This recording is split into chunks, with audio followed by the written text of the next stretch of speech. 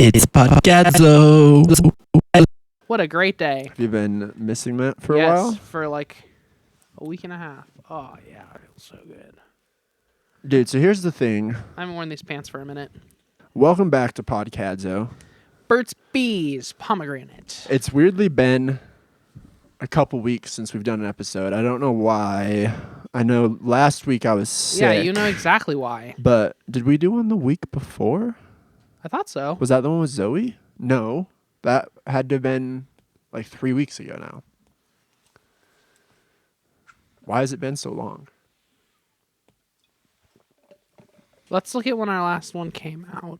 It was 2 Tuesdays ago. So yeah, we did do one 2 weeks ago. Because didn't it come out the same week that we recorded it? No, it came out the following week, I'm pretty sure. Whatever, it doesn't really matter. I say that just to say it's good to see you, dude. Yeah. I feel like it's been months since Far I've too done long. one. I feel rusty. You know, the state of the nation has been in such peril since podcadzo disappeared. I think there might be a correlation A lot, there. yeah. We haven't been keeping We on the haven't been level. keeping things together. And I'm going to have to bleep that out because I swore within the first 5 minutes. Great. See, I already forgot how to do this, dude. It's okay for you to swear within the first 5 minutes because you can't help yourself. No one but listens for to me, what I say. yeah. So welcome. Got a little bit of phlegm in my throat. Julie and I are both battling. Well, I'm battling not colds. battling anything, You're just okay? battling phlegm in general. Yeah. Yeah, we Battling didn't the do one vape. last week because I was sick. I'm still recovering. Sorry if my voice sounds a little rough. The people were wondering. Yeah. I had Sorry if people I asking clear me, my like- throat or if I have the sniffles at all. I really, if I am listening to other people's podcasts and notice like if they're sniffling too much or doing something with their voice or something weird like that, Takes I you latch out of onto it? it. So I can't listen to it. Damn. Yeah. I feel like I'd be sniffling all the time. I've noticed a lot of tics that I do. I don't know if tics is the right word, but like weird vocal things like that I do in this podcast, and I very consciously try to not do it. Like talking like, really edit it out. quietly. Yeah, I did. I still do that. I'll both- start a we both sentence, kinda do. and no, you're better about it. Radio mic a little bit. But I will start a sentence, and then towards the end, I just veer off and mumble like this. And so I'll try not to do that. I'll try not to do any mouth, any of these. Those are annoying. Yeah. Try not to sniffle. Clicks and pops and shit. Those. Yeah. We're better than that here at the Podcadzo Network. Try not to breathe through my mouth too much, which I tend to do as well. But that's going to be difficult for me today because my nose is congested. So Yeah, I'm it's having a little trouble chilly getting down here, air too. through there. I wasn't expecting It it is. to be quite so chilly down here. It is a 'cause bit it's chilly pretty today. warm Yeah. upstairs. Well, anyways, to the listener, welcome Heat back. rises, I guess. We're in the basement and heat rises. Interrupting me. Trying to do the intro. Trying to do the intro for like 5 minutes Yeah. now. Welcome back to Podcadzo, the official companion podcast to the well-known indie rock band Cadzo. It's good to see The you band all that we're in. again. Good to be back. We are in the band Cadzo. Cadzo. Would you say that we're in the band Cadzo, or would you say that we are the band Cadzo? We are the band. We're half of Cadzo. We're half the band We're- of Cadzo. But we're the two founding members and the two founding members of Podcadzo. And kind of, if you really think about it, it takes more work to be a founding member than it does to just join a band that already exists. Mm-hmm. We laid the groundwork. Yeah, So we're the visionaries of Cadzo. That's Vision- what I'm going to call it. for sure. I'm the Steve Jobs. You're Wozniak, for sure. Interesting. Benson is, I don't know, like some hedge fund. Benson is Tim Apple. Yeah, he's the new CEO. He stepped in and took it to new levels. Yes, he's the one who made iPhones have USB-C. Yeah, Thank fine. you, That only took him Will like Benson, Tim 15 Apple. years. Well, I guess USB-C wasn't a protocol when he came in. It wasn't a form factor for USBs. No, it should have been. Why didn't we just go to that one right away? I don't know. It's so interesting how USB has changed over the... Dude, let's not even talk about it because I Got a lot to say? will go down a rabbit hole. All right. Um, What were you going to say? There was something you were like, I'm trying to introduce this shit. Got to say something important. No, that's pretty much it. I just want to introduce it. You just want to say welcome to Podcadzo? Yeah, just want to get through the introduction. Okay. We have done a lot of episodes of this show and still haven't decided on like an intro format, which I feel like may have helped us from the jump because it sets you off on the right foot, gets the juices flowing. I was considering like, what if we did something like, I do my spiel. I say, welcome to podcadzo, the official companion podcast to the well-known indie rock band Cadzo. You interrupt me at some point during that. Inevitably, we have to clarify that we're both in Cadzo. And then we could do something like, I don't know, this day in musical history. Say happy birthday to somebody. Say hello to our friends and family. Oh, that's like too Rhett and Link. Yeah, that is kind of cheesy to do. Yeah. Well, I think it's good. We'll just do the intro spiel. I say we'll we get right into buy it. old decommissioned military drones, and for each episode we do, we send one drone up into the sky and crash it into a building that the viewers and commenters get to choose. That's pretty. We'll terrorize a random group of people domestically, with old military or like drones in Damascus, in Syria. wherever they pick, anywhere they pick. Okay. That way, it's interactive in that way. Does the government actually sell decommissioned drones? So They really shouldn't. yeah. I don't know if they do or not. They really shouldn't. Those things are There's pretty a lot effective. of people out there who would do a lot of damage with old decommissioned military drones. I don't even really fully know what that means. If it's a decommissioned drone, can it even go up in the air? Yeah. Is it just like a paperweight at that point? We could throw it at someone. I was just talking about this because a friend of mine. You were just talking about no, this? No, about military drones. A friend of mine has a friend who is like a drone operator in the military. That's cool. Is it? No. Yeah. Kind of a I mean, weak, if kind of a weak position, honestly. it's like a sociopath's position. Sit in like a refrigerated room in the middle of the desert and just kill remotely destroy people. Dozens of people Yeah. remotely. I mean, push of a button. I think that it's cool in the sense that it takes a lot of interesting technology to make it happen. You have to be Indeed. a pretty You're coming in it purely from a you have to be tech a pretty smart appreciator's point of person. view. Well, and also an operator perspective. You have to be pretty smart. Probably you have to be pretty smart to operate I think so. some I think stuff like that. Yeah. They wouldn't just let the fucking It's their best and brightest that yeah, they're exactly. letting do that. It's the smart ones. I think you have to be really good at some sort of video game. probably like have to Call of take a Duty. lot of school. Mm-hmm. Call of Duty school. Hopefully you have to pass some sort of personality examination. I think they would make you pass like a sanity test. Is that even what they would call it? Like make I sure hope you're not doing freaking sanity tests crazy. pretty regularly because I believe I've read that dudes and women who have that position in the military suffer from like a really specific type of PTSD and remorse. Yeah, I bet. If they're one of the operators that are like dropping bombs on It's people. probably a very new form of PTSD that we don't know anything about. Yeah. We don't know how to treat it. Anyways, took a dark turn. So dark. Welcome back to Podcadzo. I was just trying to throw out some ideas for what we could do to keep the podcast fresh. Well, let's keep the ideas flowing throughout the podcast. Listeners, if you have any ideas, please drop them in the comments. No one ever comments. No one probably will for this one either, but that's okay. I said it anyways. Yeah. Just know if you ever do comment on one of our podcasts, especially on YouTube, I guess that's really the only place where you can. Yeah. But yeah, if you No, ever... Spotify You- allows comments for Oh, really? for podcasts. Yeah. Mm. Okay, well, that's fucking stupid. Which I don't blame anyone for not doing it there because who would and who's Yeah, even no, heard of I that? didn't even know you could do that Yeah. and would want to do that. But anyway, YouTube comments, just know I will definitely like it and I'll probably respond as well. We will immediately be all over that. I get all of my self-worth from our YouTube comment section, when I get which it, is why I which is hate why we have low myself. opinions of ourselves. When we get one, I call Julian immediately. I say, Julian, it happened again. Did you see? Oh my God. Did you see? Of course I saw, bro. I just hit refresh every 15 seconds. Yeah. I don't wait around for the big developments in the cadzo world to occur. I'm front row. I literally sit on the couch all day and I jump in between Instagram to see if we have any followers and YouTube comments. Do we have any new followers since 30 seconds ago when I last checked? No. Oh, We we did actually hit- lost a follower. Damn it. We hit 500 today. Wow, that's more than my personal has. Someone just followed us and I noticed. It took us probably too long, longer than it should have to reach 500. I mean, I've had an Instagram for like over 10 years and I've still only got like 400 followers on my personal. So I definitely know 500 people. 500 is a respectable number, though, finally, to have for a Instagram band. followers. I try not to put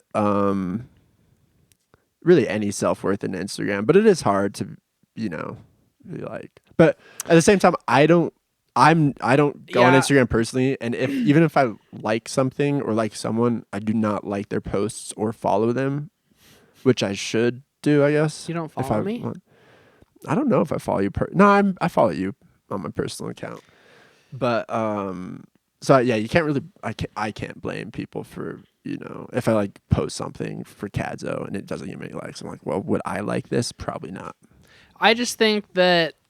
I mean, yeah, I wouldn't say we get self-worth from it necessarily. We just get. I wouldn't even say validation for the band that way. It's like kind of a reaffirmation in one way or another that people are actually seeing the stuff that we post. Exactly. Whether or not they give a shit about it or engage with it is one thing, but there's more people are seeing it, which increases our chances of someone listening to our songs or someone even just and that's the only watching reason one I of care. our reels and liking one of our reels. Not literally liking it on Instagram because, again, that doesn't really matter. But the only reason I feel any pressure to do anything on Instagram is because like venues will look at that often as a metric for like how liked a band is, which is fair, I guess. But like now you can take the whole approach of not wanting to use Instagram because Mark Zuckerberg is because of basically a Nazi. Yeah. So we could just say that we're woke leftists who don't engage with the corrupt political system. True. Even though we both voted for Donald Trump. And both bought Teslas recently. Yeah. I bought 2 Cybertrucks, actually. We cannot afford them, guys. No, that's how please much donate to my GoFundMe. All right. I do have a video I'd like to show you. This is a music podcast. Yeah. I've been stockpiling some music videos, or not music videos, but music-related videos for the pod. This one is called RZA unironically creates a horrible beat for a Guitar Center commercial. Guitar Center promo. Have you seen this one? No. I love RZA. Did you see Wu-Tang just announced a farewell tour of sorts? I don't believe it actually is. I believe Wu-Tang will be around forever, but that's cool. Are they coming through? Did they announce dates or just that the tour's happening? I think they just announced the tour. I don't think they announced dates. I saw Wu-Tang once at Riot Fest and got front row, and RZA sprayed champagne all over me. Nice. It was really cool. That's a pretty highlight moment right there. Yeah. On the life reel. It was. All right. Let's watch this video. I'm not even going to put my mic to it because I'll drop the video in the session. So just listen.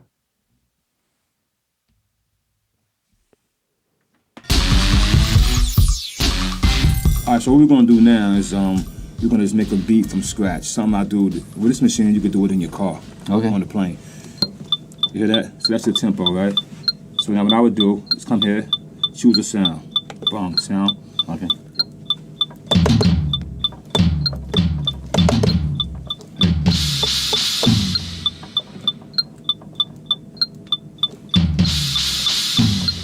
Okay, like that. So I'll take that sound. Kind of a slow let's go burn. track 2. Audio listeners hang in. Choose another sound real quick. Let's just go underground bass. Got it. Is that Steve Buscemi? Okay. No, you know who I thought it looked like? The dude from, what's the name? Everclear. Singer of Everclear. Turn this down. Good thing about this machine, you could put the quantize the 8. It's not Steve Buscemi or Make that it go dude. tighter. See everyone tighter? Got it. Okay. Track 3. Track 3 is empty. Come back up here to my sounds again. We did. And sounds are like.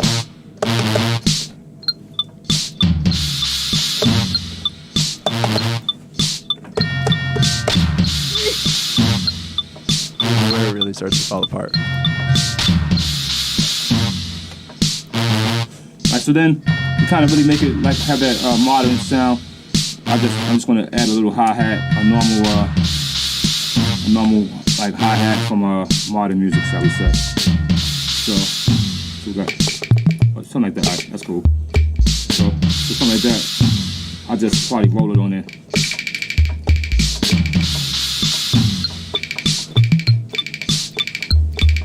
How the hell is that a hi-hat? It's definitely not. It's like the cricket sound. Nah, that's just RZA making a quick beat from you right from scratch. Get those horns back in there one more time.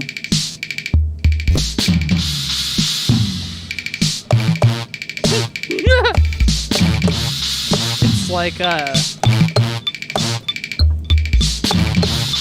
DJ Hanky Spanky on Instagram. That's one I haven't heard of. He just I'll see if I can find a good Alright. video. This is unfortunate for Rizzo. I miss it. All right. Well, that's pretty much that. That's my video submission for the week. Do All right, I'll show you. you have Hanky Spanky? I haven't listened to this beat yet, but this is just an example of some Hanky Spank.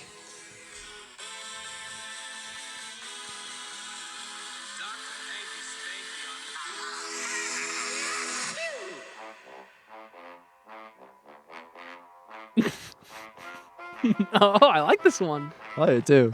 This is way better than what RZA did. It's got a melody. Yeah.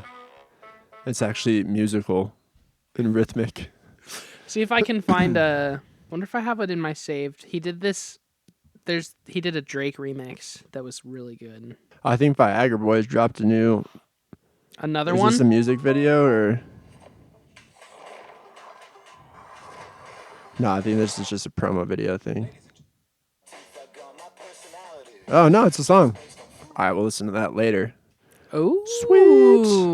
All right. Well, I can't find it, but No worries. he did this Drake song that was just basically like Drake AI voiceover during the rap beef, and it was just Drake saying "rap mode activated."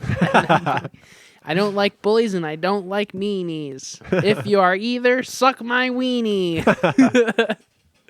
And he's like, ha ha ha. That's the stuff I do like. Yeah, I it's will follow excellent. I'll Hanky have to find it later because it's so funny. But yeah, All right, shouts out DJ Hanka Spanky. I guess that's where we wrap the episode for the week. I did want to talk Nice about. little 20-minute sode. See, we haven't done a sode since we played freaking Lost Lake in Denver on the Super Bowl. I guess we just. So we haven't done one since before the Super Bowl. Okay, well, yeah, the week after the show, we didn't do an episode because I worked. Is that what it was? I only had like Thursday off and one other random day off. Yeah, and we then couldn't make one work. pretty much ever Okay, since so that's then, what my it is. We got to the schedule's bottom just of been it. We got to the bottom Yeah, of we it. figured it out. But Globe Hall. Lost Lake was fun. Yes, Lost Lake is a very cool place. Mm-hmm. It's like a perfect, in my opinion, as a musician, it's the perfect venue configuration as far as the venue side is like just venue and it focuses on being acoustically pleasing and stuff. And then the bar side is like just bar and it's not like, I don't know, there's not like that weird like bars in the middle of the fucking room type situation. Mm-hmm. And the bar's also not like right behind the stage or right next to the stage. And it's a very cozy venue in the shadow of National Jewish Health in Denver, in the Bluebird district of Colfax. Interesting that you mentioned the Jewish Health. I'm not going to say what kind of doctor he was. He was Jewish. He was a Jewish doctor. And yeah, thanks to everyone who came out to that one. We couldn't really ask too much of people because it was the Super Bowl. Yes. And we were literally performing like during the halftime. We went on when Kendrick was pretty much doing Yeah, his thing. there was a TV in the bar, so people And I'm could not keep gonna us say updated. that one performance was like far superior and And had a lot more and heart. more meaningful and impactful than the other. Celebrity I would say cameos. they were both equally as good. Yeah, ours had more One was celebrity as cameos. good as the other. So. Ours was better. Okay, yeah, ours was better. Ours was way better. But only because we had Steve Martin playing banjo. Yeah. if Kendrick would have brought Steve Martin out to play some banjo, I think he would have won over all the NFL fans for sure. Or even like, I don't know, we had Chris Stapleton at ours, and Chris Stapleton didn't even play. He was just there hanging out. So Yeah. things like that. I'm assuming you have watched the halftime show since then in its entirety? Mm-hmm. We don't really need to talk about it because people don't care at this point. It was so long ago. People don't care about our opinion on it, especially. I mean, look at us. Yeah. Dude, this is so self-deprecating, this episode. I mean, we both are. If I was watching a podcast hosted by two dudes that look like us and they were like, let's talk about this. You mean people don't care about our opinion on this one specifically? Yeah. Yes, I totally agree. Yeah, I don't really have an opinion other than it was really good and I enjoyed cool. it. Yeah. Mm-hmm. I was surprised how much of it was just GNX. That was my only thing, was like, I really thought there was going to be more like, I didn't think there was going to be deep cuts. I just thought there's going to be more back catalog, but it was pretty much all just GNX. Yeah. Which I think is cool. I'm not a big GNX fan, but I always appreciate when artists actually stand by their newer bodies release. of work. Yeah. Yeah. What do you do from Damn? Did you do He did DNA? Humble and DNA. Humble. Okay, both of them. But only like 30 seconds of each. I was talking about this with someone at work. I'm pretty sure we've talked about this when we did our Super Bowl episode as well. Mm-hmm. But it's just such a bummer how much they have to fit into such a little amount of time. Like, yeah. I'd rather hear 3 absolute bangers all the way through than like 30 seconds of 10 bangers, you know what I mean? Or 10, not even necessarily bangers, just 10 of his more popular songs. For sure. I also did kind of feel like there was a huge energy dip that was only saved because SZA came out. Mm-hmm. I feel like the audience was kind of checking out of Kendrick's whole thing, and then SZA came, and everyone was like, oh yeah, like, this is pop music. The Samuel Jackson appearances was a cool Very funny. idea. Yeah. Very funny. Kept the thing moving. Very unpredictable. Yeah. Yeah. Very meta. Unique. Meta. The whole I didn't mean performance in the was Mark meta. Zuckerberg way. Like No. He was like promoting meta. No. Oh. We would never promote meta. No, but Samuel Jackson was for Kendrick Lamar. Oh, I guess, yeah, if you think about it that way, then Yeah. there was a lot of that, like, go into the metaverse and, yeah. Yeah, it took place in the metaverse. Do hate crimes in the metaverse. Mm-hmm. Yeah. Don't do any fact checking in the metaverse. But yeah, I liked the performance, and I think Kendrick Lamar is really talented. Oh, and the SZA appearance, even though, yes, there was an energy dip, SZA saved it in a big way. And like the cut over to her was very cool, and she was like sitting on the stage.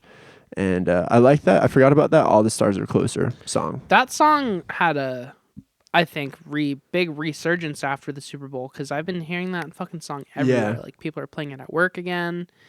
I'm hearing it, like, It was like when I'm, originally walking from around. Black Panther, Yeah, right? it's like it the was Black Black Panther soundtrack. Black Panther soundtrack. Blah, blah, blah, blah, Ba blah. ba da ba da. Yeah, Black Panther soundtrack, and I think that I don't know, I always think that it's kind of a little bit cheesy, or like a little bit of like it's kind of like people always bring out a guest at the Super Bowl because it's like they don't have enough catalog to like sustain a whole performance or whatever. So it always kind of feels a little cheesy or like a little bit forced. This one didn't feel that way. This one felt like SZA was really only had supporting Kendrick's SZA, performance. And yeah, they are like real collaborators. Yeah. Like she has a song on GNX. They've worked together before that. She's got 2 songs on GNX. Yeah, you're right. 2 songs on GNX. Yeah, no, it felt a lot more just like true collaborative effort than like when Bruno Mars like brought out the Red Hot Chili Peppers. Yeah, that like, was ridiculous. What the fuck? What are you guys doing here? But yeah, no, I do think it overall was one of the more solid performances. I would put it in the top 5 of Super Bowl performances that I can remember. Mm-hmm. Yeah, probably for me too. Yeah. U2 number 1, obviously. Still U2 at number 1. Honestly, even though I the just Red talked, Hot Chili Peppers. I just talked bit, smack, but that one's really good. No, I mean their bit in the Bruno Mars one is probably my favorite. Yeah. Yeah. That's a That's really what you're good talking one. about, Yeah. cool. Yeah. I think the Bruno Mars one overall is a solid performance. Yeah, It starts out with the drum solo, and the audience is hyped. Was that Anderson .Paak doing the drum solo, or was that someone else? No, it was Bruno Mars doing the drum solo. Yeah, that's right. It starts out with him on just like a drum kit in the middle of nowhere. It might not start that way, but it's at some point towards the beginning, he's on a drum kit. He rips a fat solo, and then it goes into that one song that was super popular. Oh, oh, No idea what you're talking about. That Bruno Mars song. It doesn't matter. Oh no, I know what you're talking about now. What's that fucking song? Whatever.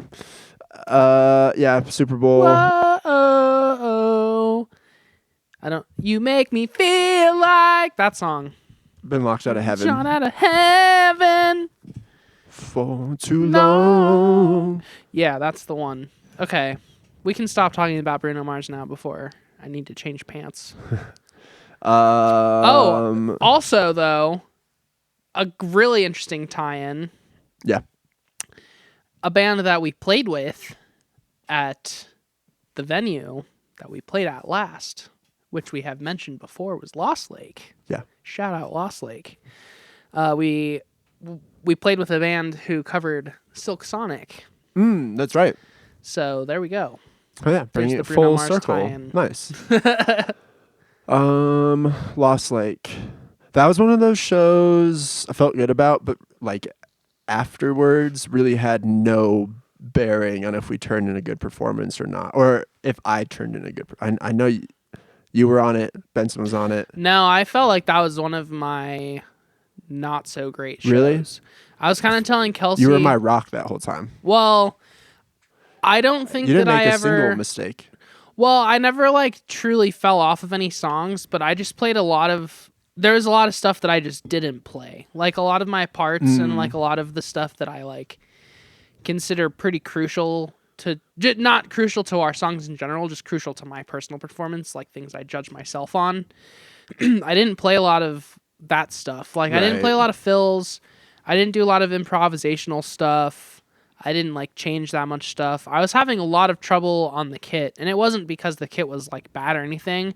It was just an issue of like the way I set my drums up is super different from the way that like all other drummers basically set their drums up, and so just the way that the hardware was configured and the toms are like mounted to the hardware and stuff, I couldn't really set my stuff up in a really good way, and I was in a lot of pain after that show too because, you know, I don't know if you actually noticed this or not.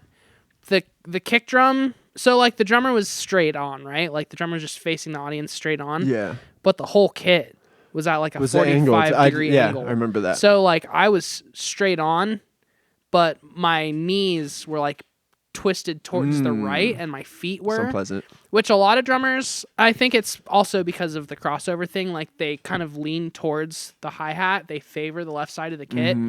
They're like is it leaning also away from the right side of the kit. That drummer sang as well?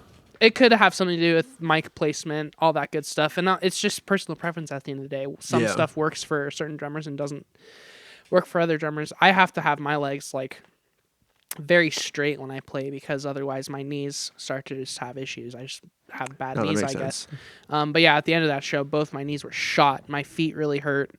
And I was very unhappy with my performance. But I personally felt like you and Benson were my rocks. Like I felt like the audience wouldn't have noticed that I was off my game because of you guys. So no one noticed you were off your game because, like I said, you didn't make a single mistake. Maybe you weren't going as hard as you usually do, but like not a single flub all night. Where I was struggling was I just could not hear myself on stage, which during sound check, and I work as a monitor engineer at venues, so I have a lot of sympathy for sound on stage, for the challenges that sound engineers face. So I'm not blaming the sound guy there one bit.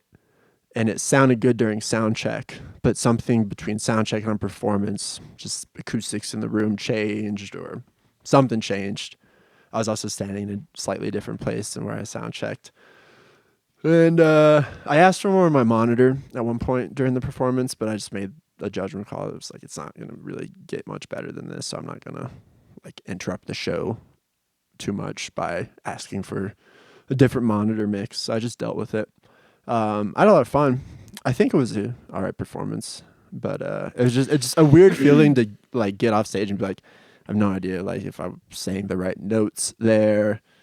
If like, what if that was like the worst thing anyone's ever experienced, and like it was just 45 minutes of it. It was interesting too, since you say you couldn't hear yourself. I mean, I could hear your guitar just fine in my mix. That was the biggest thing, dude. I've never once not been able to hear my guitar on stage, but that show could not hear my guitar like, at all. Yeah, it must have just been a weird like. Yeah, it's kind sonic of weird. black It's like a hole, very like narrow a soup stage too. You were in the soup zone. Yeah, it was very soupy. But yeah, the guitar was good for my mix. I just couldn't hear your vocals at all, and it doesn't really matter that much. But yeah. I just kind of use your vocals. I use your vocals as a cue more so for stuff when I can't hear Benson or like when your guitar isn't for as like where we're at in the clear song. Yeah, yeah, that makes sense. and I couldn't hear your vocals at all, and I thought that was interesting because when we again had built the monitor mixes, like your vocals were super clear. So yeah, something just changed a little bit, I think, in the mixes, and it's not, like once the show starts, once we're in the middle of the set, it's not like we're gonna redo our monitor mixes. Yeah. That's no fun for anybody to watch. We know the songs well enough to make it through, and it's also just a good like test of how adaptive of a band you can be, like Definitely. to play on a stage where you can't necessarily hear it as well as you'd want to, or like where you're playing equipment that you don't necessarily know or want to like fuck with too much and stuff like that. It's a good test of character, and it makes the good shows stand out as being even better and more enjoyable in my opinion. And not to say that the Lost Lake show is bad. I thought the Lost Lake show was really good overall. Like, people left that show feeling stoked. The other bands were awesome. I really enjoyed both of the other bands that we played with, and I thought that it was a good mixture of like music and a good mixture of people as well. It was cool on Super Bowl day to have like other people that don't necessarily like care about sports or engage in that world, just kind of doing their own thing and putting on a show just for the other homies. It was a good vibe. So the show itself was really awesome. It was more just like, the little annoying things that other people probably would never even really notice at the end of the day. Yeah, no doubt. There was something else I want to talk about that show. You showed up completely cleanly shaven. Why?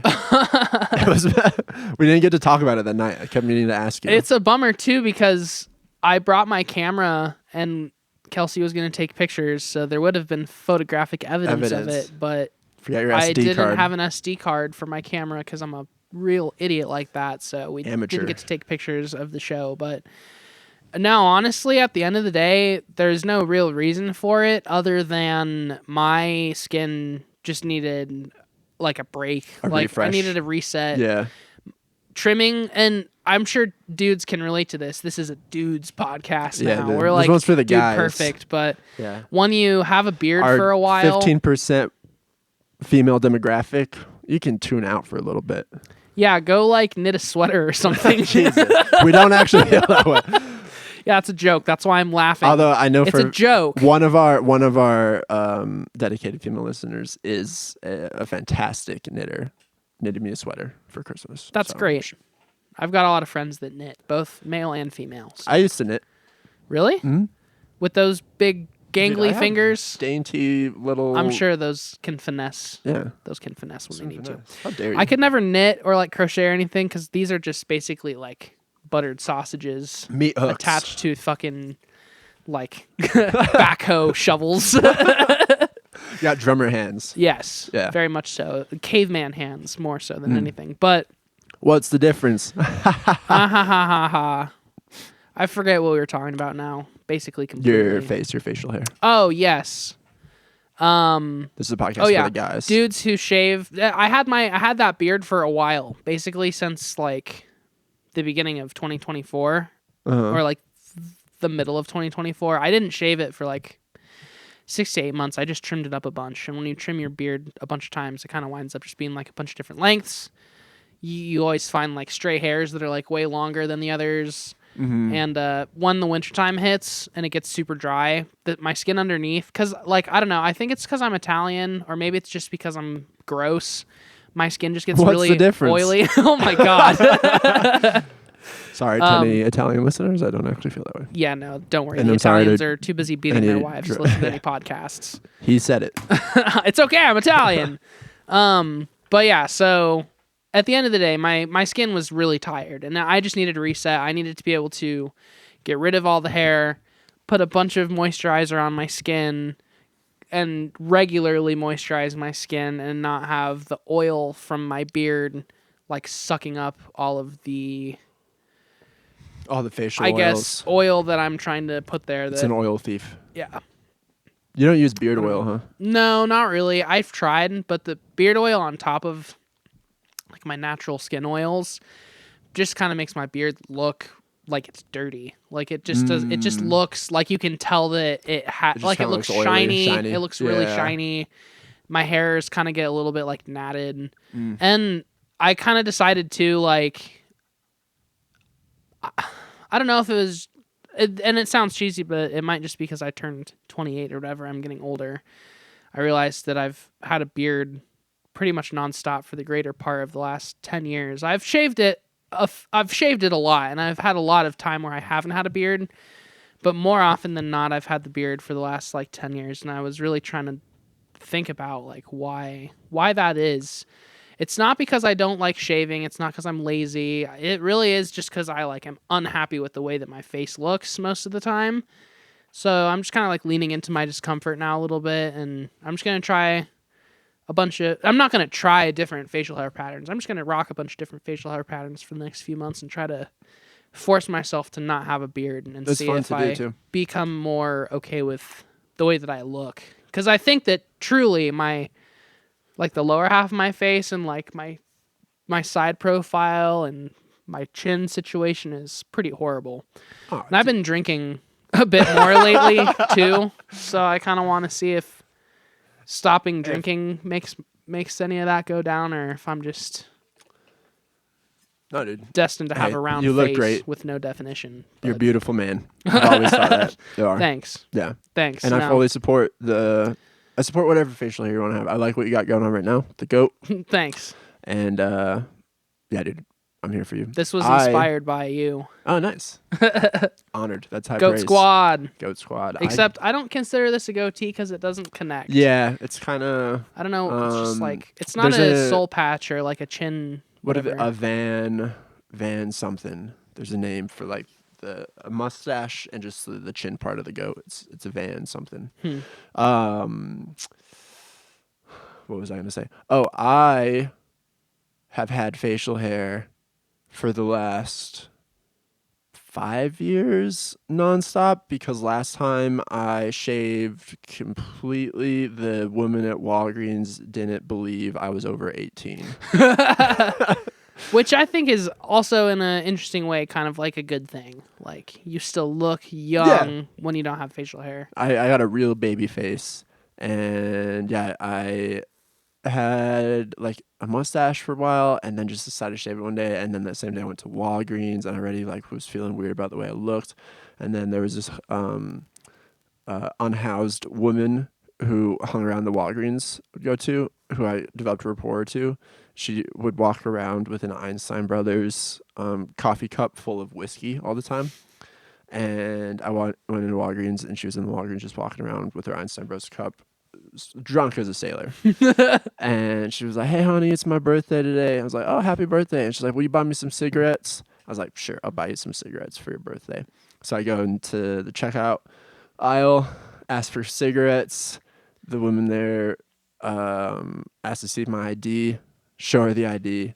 I was 23 at this point, maybe 24. And she looked at my ID. She's like, "You're 24?"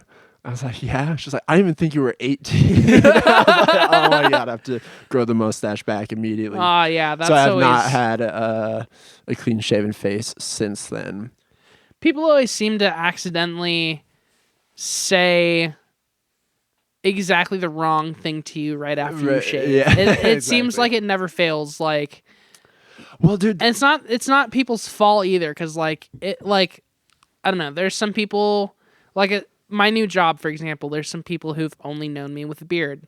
So then I went into work without my beard, And a bunch of people are just like, what did you do? Yeah. Like, why did you do that? And they're not trying to sound like assholes, but whenever someone asks, like, why would you do that? It's kind of, to me, I'm just like, shit, I messed up. Like, I shouldn't have done that, because people are, like, questioning my decision. No one can ever just see that you, like, everyone always has to say something. It's never just like, oh, you shaved.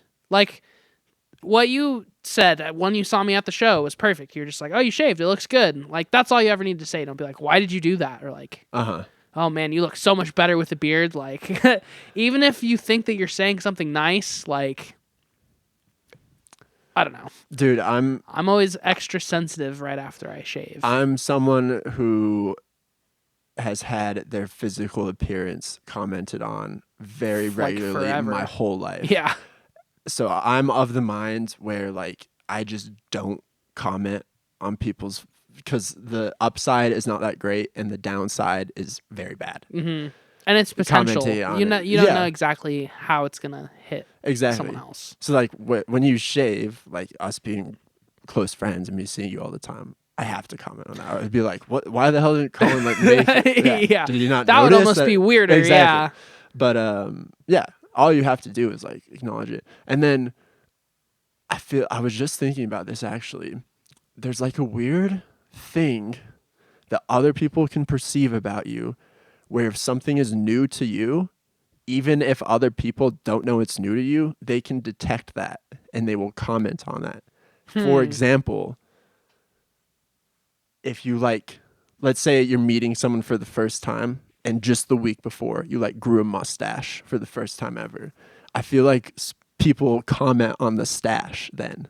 Because your face hasn't they notice that you're like carrying exactly, because your face hasn't adapted to it yet. It looks foreign on your face. Where like if you have the mustache, it happened to me all the time. It's not like that my mustache got better or anything, but when I was like younger and had my mustache and like recently grew it out, people commented on it all the time. Like, oh, you have a mustache. But after years of having a mustache now, no one ever says anything about it. And I think that's because my face has adapted to it and I've become more confident about the mustache inherently. So I can see that. Yeah. And so also that it just looks like it belongs on me. You're also just better at grooming your facial hair now. Yeah, but I don't like, I think it probably looked pretty much the same then. Maybe it's just thicker now. Like, and maybe it's also just because you look more age appropriate for a mustache. Perhaps. Like, whenever you're like 18, like fresh young man, and you like have some facial hair, it's not fully there yet, you know? Like, it's kind of patchy. Some people have a full beard by the time they're 18, but for most people, it's like you just have patches of hair everywhere, and it's like not connected quite yet, and you're just growing out kind of what looks the most solid, and then people are realizing like, wow, big man has a mustache now. Look at you go. Like, I can detect it. I feel like I can detect it on older dudes though too. Where like if I see a guy with a goatee, I'll be like, that's a new goatee. That guy just doesn't usually have a goatee. His face hasn't adapted to it yet. And maybe it's so deep that it is like people feeling self-conscious about their facial hair. They're not used to it, and I can pick up on those insecurities. Maybe. I definitely I can see that in certain instances. I don't know if that's ever applied to me specifically, other than, like the instance of like someone that I already kind of know who is working on growing out facial hair, and I'm just having that moment of like, oh wow, like your facial hair looks way better than I thought it would, or like it looks way shittier than I thought it would. But I never actually say that to anybody. Because again, I know like, it can feel bad if someone judges your facial hair decisions. But at the end of the day, most people that have facial hair, I think, are using it to... I think in a lot of ways, like, dudes use beards to kind of hide their face, or not necessarily hide their face, but just like give it more of that like masculine definition, less of the baby face syndrome. But if you're like rocking a mustache, or you're rocking a goatee, or you're like rocking a chin strap, it's kind of like you're over personifying like an element of your personality in a certain way. Yeah. And if you alter that, then you're kind of like altering that element of your personality, if that makes sense. Like using my dad as an example, he had a mustache for my entire life. He never shaved it. He had it since like basically he had had since my parents were dating, I think. Like my mom, I don't even know if my mom had ever seen him without a mustache. He had it forever. And he was always like he wasn't like prissy or like uptight, but he was just very like clean kept, like mustache, no piercings, short hair, no tattoos, like very respectable get up, clothes are just normal, just a normal guy. And then he went through his like rebel phase, his like midlife crisis phase when I was like 18. Maybe it had probably been after I turned 18, but he was like, fuck it, I'm shaving my mustache. I'd never seen him without a mustache. My mom had never seen him without a mustache. And ever since he shaved his mustache, he's just started doing other things. And first of all, he's never grown the mustache back, which is impressive. Yeah. I thought he'd shave it once and then he's about that grow life it back now. immediately. Yeah. But he like never grew it back. I don't think he grows facial hair at all anymore. He just always is clean shaven. But he's also like piercing his ears now and dyeing his hair. And, Dude, his hair looks dope right now. Yeah, Last his hair time I does saw look him, cool. I like And his hair a lot. he's getting more out there with his clothing decisions and stuff like that. And yeah, I think that in a weird way, the mustache was like tying him down to wanting to maintain that same presence the whole time. But then when he lost the mustache, he's like, wow, I can really like change up my whole look. Like no one will question it now because the mustache is gone. So the door is open to like anything I want to do. Yeah, So- mustaches do limit you to specific hairstyles. It's not the same hairstyles for every dude, but for each person. If they have like for me having a mustache, like there's like 4 haircuts I can pick from now. I believe that. Or if you change your mustache shape, then that opens the door to different types of haircuts too. True. Like I always felt like long hair plus like short stubby mustache makes you look like a pedo. Yes. Which is unfortunate because that's like my favorite combo is mustache and long hair. Yeah. But if you rock like a bushier mustache or like a longer mustache with long hair, that just looks looks okay. dope, yeah. So it's all about matching. One thing's for sure though, for 99% of dudes with long hair, you have to have facial hair too. What do you think about that? I've always thought that. It's a very fine line, like, and this is all going to sound super like sexist and outdated and stuff, so I'm sorry if you get offended by this, but like if you're a dude and you shave your beard and you have long hair, I think it's kind of a valid concern to think that you might be perceived as a lady, Look a little or feminine, like yeah. someone might think you look a little bit less masculine, a little bit more feminine. But I think that really at the end of the day, men's facial features and the way that our like heads are built and like our jawlines are is just like inherently different than women. And I've come to think recently too that like, because I also thought for a while like long hair, no facial hair was kind of a losing combo, but I think that in some way or another, like it's kind of almost refreshing as like from like the masculine perspective to not like rely on the beard to look extra like a dude when you have long hair. Like I personally think that like when I shaved and I had long hair, no beard, I thought I still kind of looked like a dude because of like the clothes that I decided to wear more so than like my facial cues and my facial features and all that stuff. And I was leaning more into like, I guess just, if it even makes sense, like just using my facial features like more so and like not necessarily letting the beard do all the talking from far away. Like, Yeah. I don't know. And I wasn't like in my head thinking about it more, but I was trying to like come to terms with the fact that I just shaved my whole beard and thinking about like other dudes, famous dudes and just dudes that I know who like rock the long hair, no beard combo. And a lot of them still look pretty masculine to me just for because sure. of the way that they like Yeah, the way that they like act, the way that they're like The way they carry faces themselves. move. I wasn't yeah. even. I'm not even saying it from a feminine point of view. It's just like something about like tying out the look.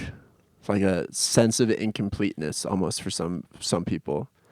Like I think that depends on your hair too. it does. If you have just like really long, boring, straight hair, kind of like me, like my hair doesn't do anything cool. It's just like They're straight. pretty wavy. I mean, I think that's more like if I brushed it out and just let it hang down naturally, like it would just be flat, like no definition really. I think that is harder to work with than if you are a dude with like super like wavy, like Robert, for instance. And those of you who know Robert know that like when he has long hair, like it's like thick and wavy and like very voluminous and like We're talking super flowy. Robert Johnson of Foreign Words fame Yeah. for the listener. And he doesn't need. I don't think he needs the facial hair True. because his hair is 99% so was definitely an over exaggeration. And like I said, you looked good with clean shaven long hair. But I just feel like for so many dudes, you gotta have both. The other I thing with long definitely hair, agree. I saw this tweet in like 2013, and I think about it all the time. It was this lady who said, if a guy has long hair, he's either absolutely beautiful or one of the weirdest looking guys you've ever seen. And it all depends on what kind of shoes he's wearing, or you can tell by what kind of shoes he's wearing. Okay. And I think about that all the time. It's so true. Dudes who have long hair, who are kind of weird and creepy, wear terrible shoes. Very true. Yeah. Just creepy dudes in general wear terrible shoes. Yeah, but for long, like, if there was a line of long-haired bros with their backs turned to us, and they all had shoes on, you could so easily identify which ones were kind of whack and creepy from the shoes. Whereas dudes with short hair, that's a broader spectrum. Mm-hmm. So short hair bros who just have horrible shoe They tastes, could who are be still handsome yeah. dudes. They could be creeps, or they could be like dads, or they could be like Kyles or whatever. Exactly. You never know. Yeah. No, I think the long hair. It's still a little bit of a stigma as a guy. Like long hair as a dude, there is still like that premonition to judge from the surface a lot more. I feel like if I do it too. If I see a dude with like really long hair and like the weird shoes or like glasses or like weird nerd clothes or whatever, I'm just like nerd, like loser. But if I see like a nerdy dude with short hair, I don't really think anything of it. I don't assume that he like lives in his mom's basement. No, But the long exactly. hair dude, you long assume hair. that he lives Well, in because his it's just mom's such basement. like it's I don't know. You can't tell if You're it's a entering a personality choice different or if they're ring just of lazy judgment with and long dirty. hair because Yeah. you committed to something. It's a statement. Mm-hmm. I had long hair for a while, so I'm You should familiar grow with your the hair out woes. again. Dude, I've thought about it. Your hair's cool when it's long because it doesn't really do the same thing that it does when it's short. Yeah, it's totally different Kind of behavior. changes a lot. Yeah. It's just so much to commit to. It was like literally 2 years of me like Yeah. There's that whole middle phase too, Not where it's liking like my kind hair of long, but just not long thinking enough. about it all the time. Yeah, Like, when's my hair gonna be long enough? I don't know.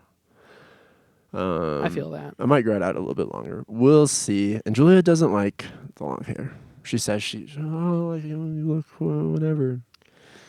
No. I can tell. You don't think so? Other people, I have a conspiracy theory that, or I guess just a theory that it's because I look too dope and like way too hot that she feels threatened. She's worried that other women are just going to Yeah. throw themselves at you.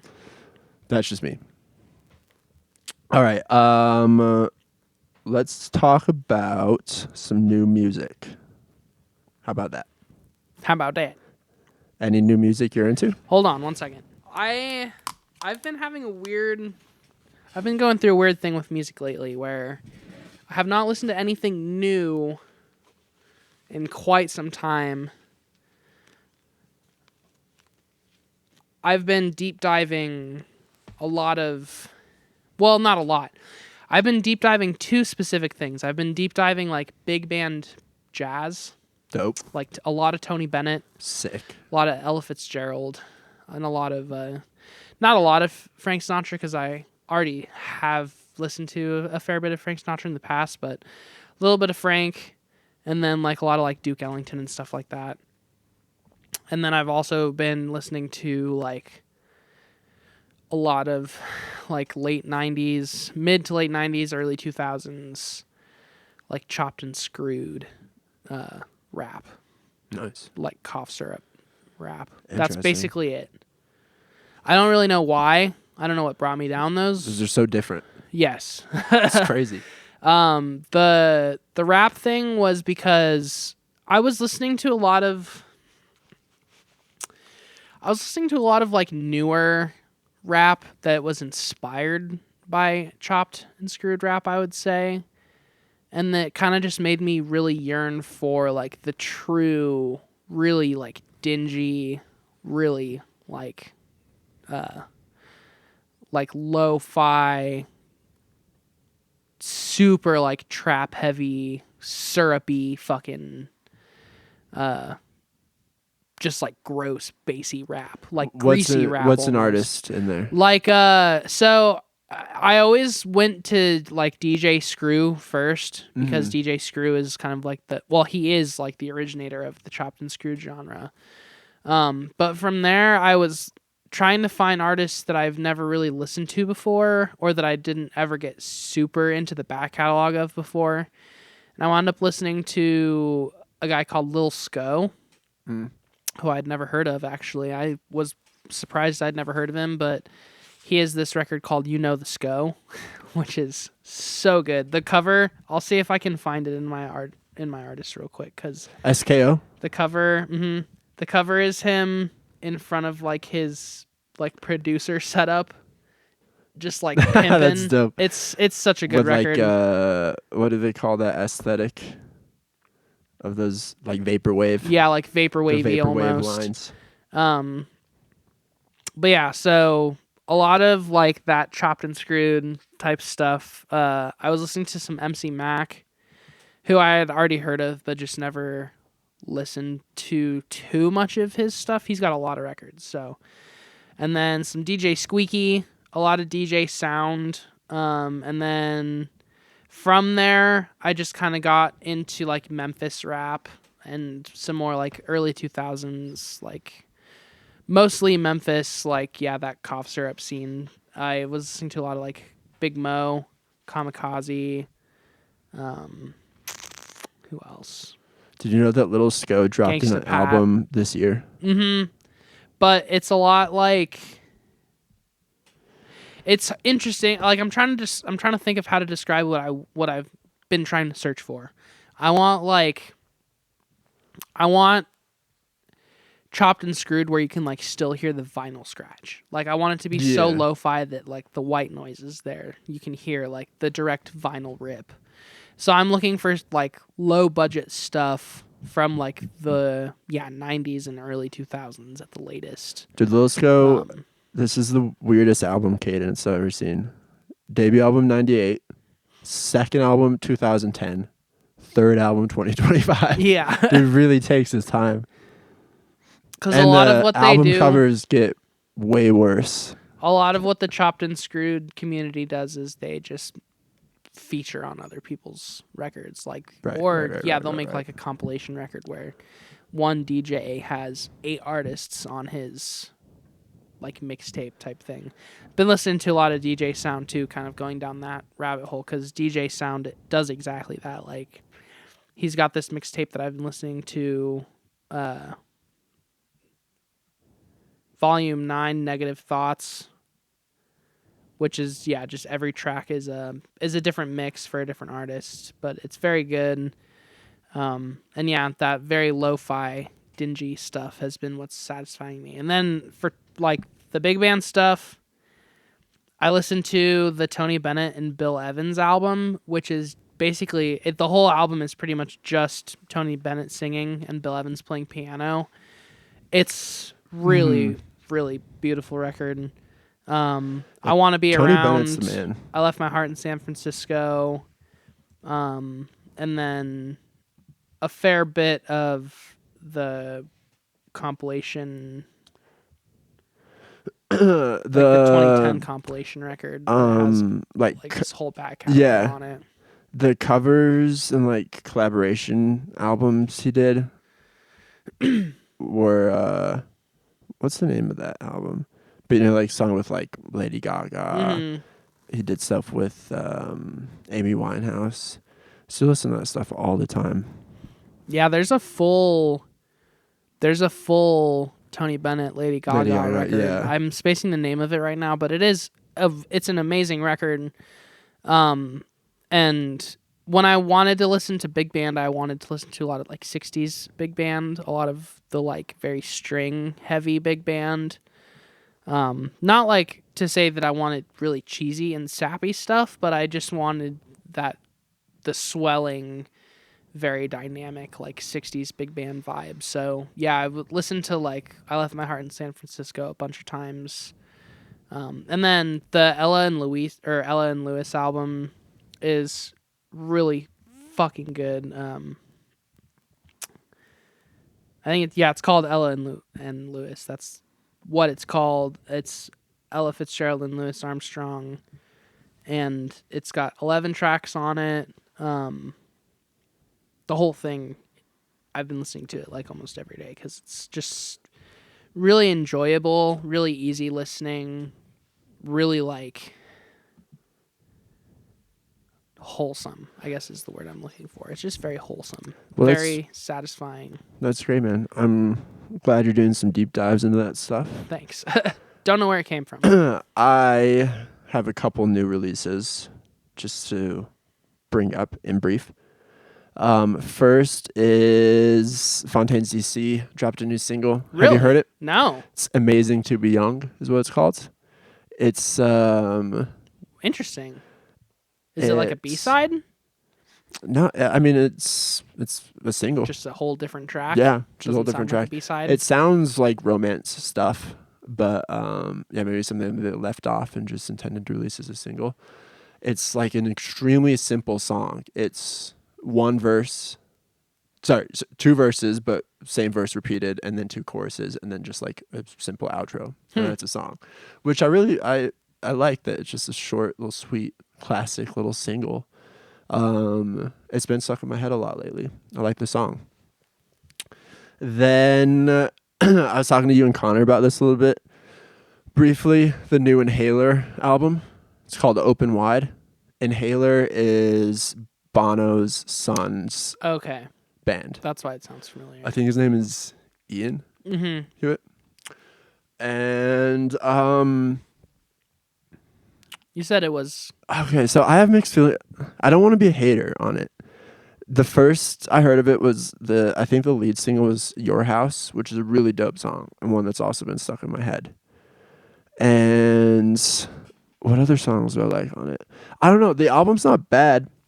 Like I listened to the whole thing, and my criticism that I said to you, or that I relayed to you and Connor, was that it's like a bit like benign alt pop 1975 vibes at certain points in the album. But I don't know. It's pretty good overall, and Inhaler's blowing up, at least in the UK. It seems Ireland. Like he has his father's touch. Yes. In the sense that he can put out something that's kind of average. And not the most amazing, and then people will just convince themselves that they love it. And the ladies love him. I think he's becoming a bit of a sex icon in Ireland, like which isn't father. Saying a lot. But yeah, I don't know. He's like, so it's funny. I knew that Bono's son had a band that was like kind of popular, but I forgot it was Inhaler. And I thought Inhaler was a different band. And then I listened to Your House when it came out, and I was listening to it. I was like, man, this guy sounds so much like Bono. It's crazy. And then I looked up Inhaler. I was like, oh yeah, that's right. It's Bono's son. And yeah, I've been meaning to go and listen to that. I think this is their third album. So there's two other Inhaler albums that I've been wanting to go back and listen to. But Inhaler is not the best name for a band. I like it. To be real. I like it. You like it? I like the name Inhaler. know why it kind of bugs me. The way they the aesthetic of the band is tight, and if they didn't have the well-defined, pretty narrow, kind of darker aesthetic that they do, Inhaler would totally be a whack name. I agree, but it works for them. Okay. Oh, have you seen the show Bad Sisters or heard of the show Bad Sisters? It's Never an heard Apple of it. TV show No. that has Bono's daughter in it. I'm really into Bad Sisters. I've been You like consuming a everything that lot Bono's of kids do now, content too? from Bono's kids. Yeah, You know who's It's even so- better than Bono, man? His kids. isn't dude. it They're a just crazy so great. coincidence that his children were both able to cut out pretty successful careers in entertainment? Yeah. What are the chances of that? I don't know. It's just such a fluke. A couple more albums. Still Georgie, the Brazilian artist. You know him? That sounds kind of familiar. He did the Life Aquatic with Steve Zissou, David Bowie soundtrack. Oh, okay, yes, Mhm. yes. Say his name again? Still Georgie. Say you. Yeah. It's SEU. Uh-huh. It's Sir George in Whatever. Portuguese. Stupid language it's in. Yeah. Oh, okay. Take it easy. It's Portuguese. He's Brazilian. Will is fucking... Dude, I know obsessed that with that guy. because I ran into Will him Brock. I ran into him at a So Georgie concert Oh. in Boulder. Yeah, he did go to Yeah. one. He was doing an anniversary tour for Life Aquatic. Life Or it Aquatic. wasn't an anniversary. It was after David Bowie died. He toured. That's what maybe my favorite movie soundtrack of all time. I listen to that constantly. The So Georgie Interesting. David Bowie cover. So that's how I knew him. And then of course Julia's dad is Brazilian and worships So Georgie. I did not know So we that. listened to a lot of him over at Julia's parents' house. Okay. And then he's a really dope actor too. He's in a lot of good shows. Have you ever seen the movie City of God? No, I've never heard of Dude, that you should either. see City of God. It's top 3 movies of all time for me. Oh, wow. It's about the gangs and the favelas in Brazil. Okay. Such a good movie. Very and So cool. Georgie's in that. But yeah, his new album, I don't know how to pronounce it. It's in Portuguese.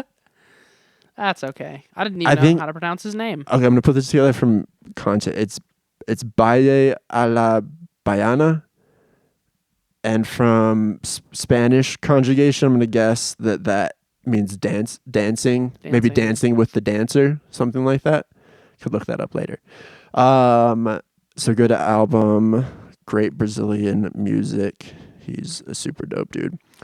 Final album I want to bring up is Guided by Voices. Released another new album. He continues to crank them out. What the fuck? Yeah, dude. He's Why? doing 4 a year lately.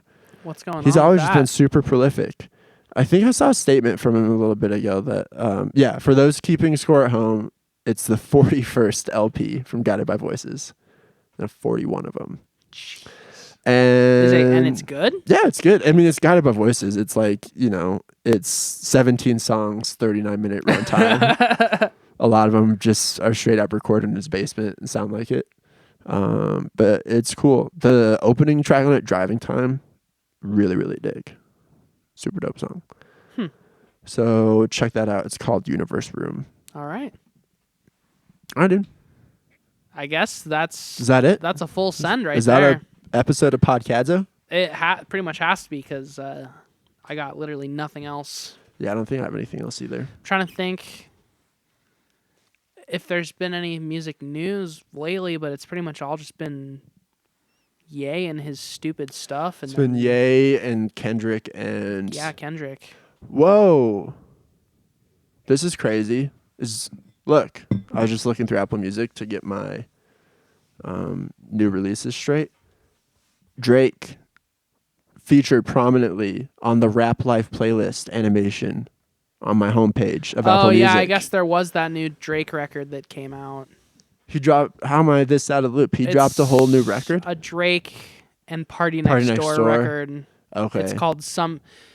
this is something I could talk about slightly. It's called Some Sexy Songs for You. I haven't listened Yeah. to a single moment of Dude, it. the worst but thing the he can name cover- his album after what's been going on. Well, you know who Freddie Gibbs is, right? Yeah.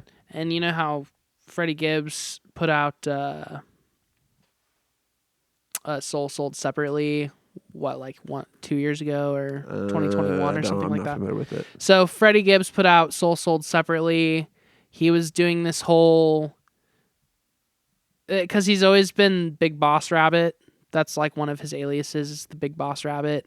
So he put out Soul Sold separately, and the cover is the bunny ears and the dollar signs. I do remember seeing this. Yeah. The dollar signs and all that stuff. And then Drake did Some Sexy Songs for You. And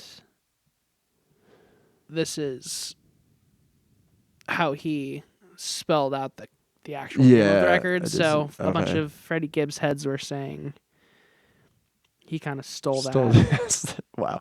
And then because he straight up did. I don't know what the reference is. There's some reference somewhere to rabbits. Is it that the towers look like rabbit ears and they're dressed in like rabbit furs on the cover? No, I don't remember what it is exactly, but in one of the songs he says something about being a boss rabbit or something like that. I don't remember exactly what it is, but basically a bunch of people who like Freddie Gibbs were like, "Man, you stole that shit." So now Drake is under attack for something different yet again from a different subgroup of fans. I've never this is weird. On that, I clicked into the album, Some Sexy Songs for You on Apple Music, and then in like where the bio usually is for the album, it says a note from the artists. $$ for you, 74 personal minutes by Party Next Door and Drake, for the city of Toronto, for Canada, and for the world that has tuned into this sound of ours from time. OVO, OMO, Farina. What's the Farina thing again? I don't know. I've heard that before. I have. Farina. Whatever, it doesn't matter. Maybe it was karma that caused a reversal in my luck and family fortunes. You most likely in the near future. Strange. I was just imagining, like, I would love to be a fly on the wall to like the PR meetings that Drake is having, like probably hiring like Vassar grads, like bringing in like 20 different Vassar grads every day to hear their pitch on like how to revive Drake's image and career. Probably some truly fascinating shit going on.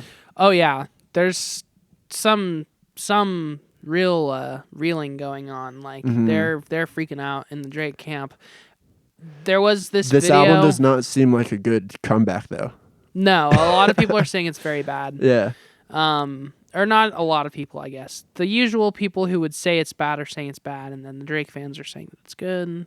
It just doesn't. It's at the point now with Drake where it doesn't seem to matter. He's got Bono syndrome too. If he puts something out, the fans are going to be like, "This is amazing," just because they need to say it to defend Drake. And the people that don't like Drake are going to be like, "This is the worst thing I've ever heard," just because Drake put it out. But he did just cancel the rest of his Australia tour, I guess. So that's not a great sign. And he also, there was like this video that went viral of someone like supposedly flying a drone by his place where he was staying in Sydney, because he's been in Australia for a bit doing tours and stuff. And the internet's now exposing that video for being like completely staged, because in the background of the video where you can see Drake like throwing a sandal at the drone, you can see the drone pilot like in the reflection of the glass. Such a fundamental thing to overlook. Oh, what an idiot. So yeah, he's trying to stage content now that makes it look like he's still like a desired figure, someone that people want to like know about. That's so sad. Pretty sad stuff. He did it to himself by being mediocre for basically his entire career. Yeah. Sorry, Drake fans. All right. Well, we need to have Austin on so that he can talk to us. I want to know his side of this whole rap beef. We'll have Austin on soon. And shout out to, real quick plug, Tao So Dope. He dropped an album called Live from Apartment 22. It's really good. Really impressive. Very sick. So listen to the new Tao So Dope, and we'll have Tao on the pod soon too to talk about it. But yeah, I think that does it. That about sends it here. Thanks so much for listening, everybody. We love you and appreciate you. And we'll see you hopefully next week. It's been hard to make podcasts lately. Burt's Bees pomegranate. Bye, I guess.